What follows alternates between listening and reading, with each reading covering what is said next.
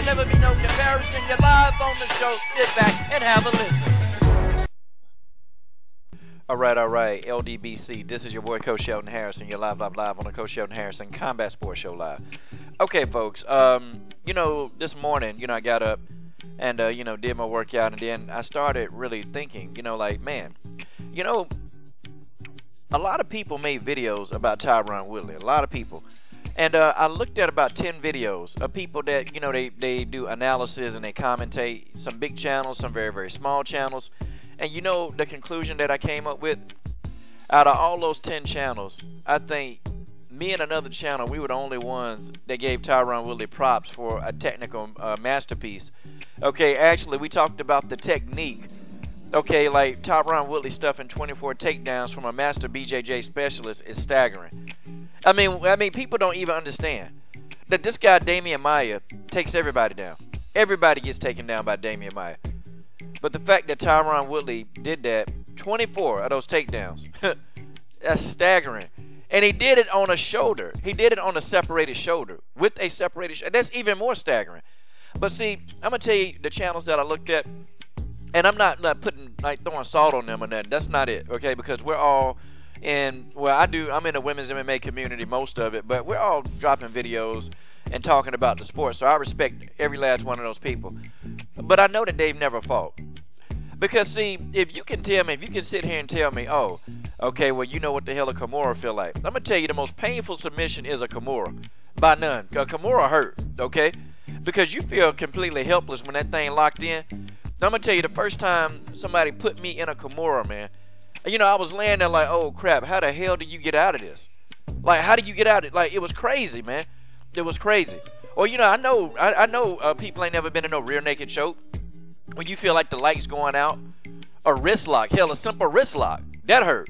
Arm bar submission where your arm being separated into two different pieces. You feel like you about to, your arm about to be broken off your darn socket. See, I know a lot of these people making videos, they've never fought before. They've never fought. And I'm the coach, I'm about to educate you. I done fought, I done boxed, I done did MMA. I mean, I've done it. So when a fighter says something, see, that's why I can sit back and tell you that I appreciate the technical attributes. Or when people say that Valentina Shevchenko fights boring. People say the Bullet is a boring fighter. And I'm like, are you serious? Like, do you not know what the hell you're looking at?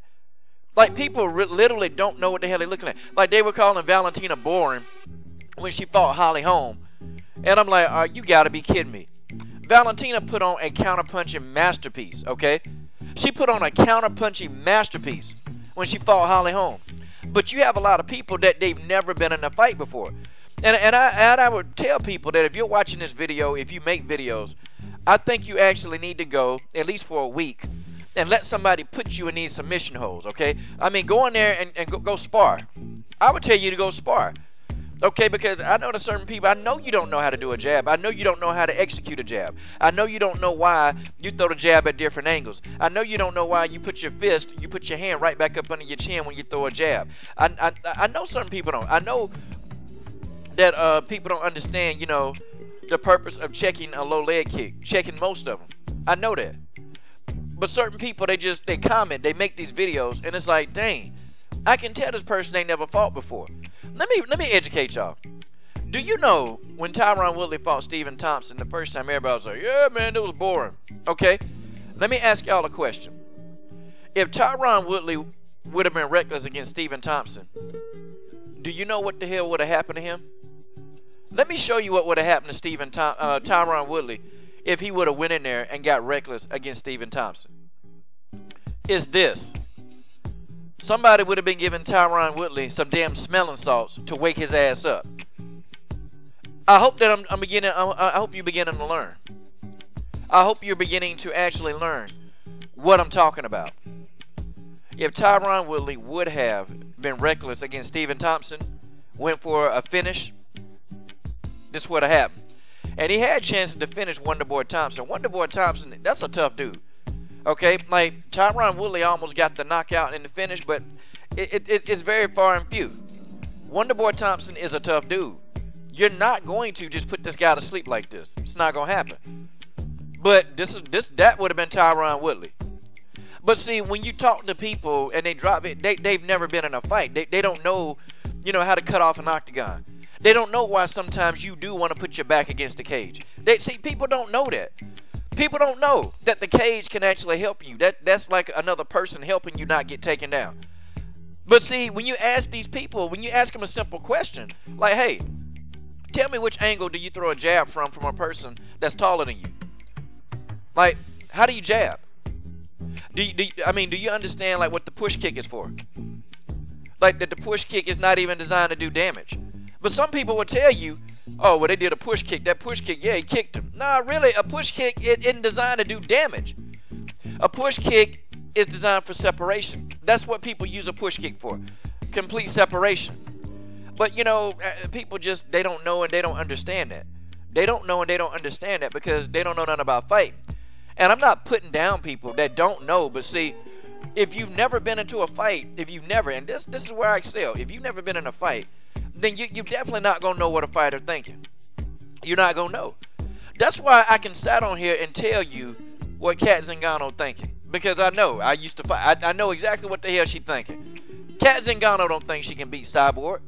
Kat Zingano think that she probably can survive 5 rounds with Chris Cyborg. Okay, let's continue. Okay, at the bottom you see Tyron Woodley fighting Damian Maia, right? Boring fight. Of course, yeah, it was a boring fight. That's what y'all say. Oh, it was boring. He did this. Do you know what would have happened to Tyron Woodley? And I'm going to show you this, okay? Do you honestly know what would have happened to Tyron Woodley if he would have got reckless against Damian Maia? Let me show you. This is what would have happened to Tyron Woodley if he would have got reckless against Damian Maia. But see, if he would have done it, he would have got choked. Sorry, PG-13 channel. He would have got choked the hell out. Okay, that would have been Tyron Woodley if Tyron Woodley would have chose to be reckless against Damian Maia. But see, people don't understand. Okay, when you fight, sometimes you are gonna get into wars. Okay, that's not what I'm saying.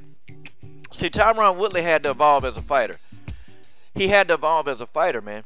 And he figured out that getting into wars at 35 years of age, that's not going to create longevity in his career. That's not going to create longevity. Tyron Woodley, because even though he looks good, he's sculpted, but at 35, your body don't do what it could when you were 28. Okay, and everybody knows that. But Tyron Woodley would have been going to sleep in a damn rear naked choke if he chose to do this.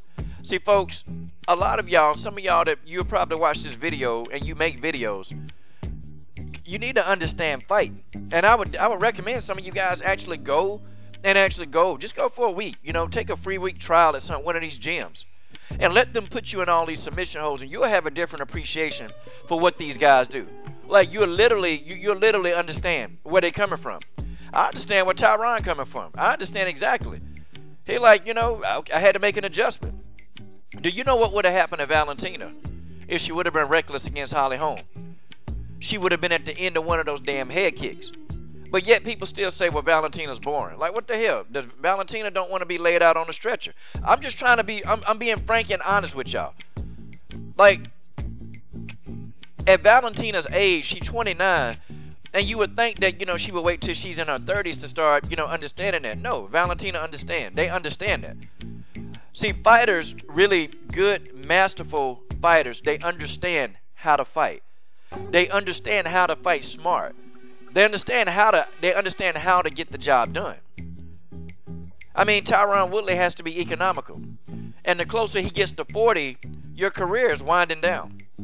After 40, your fights are almost done. Okay?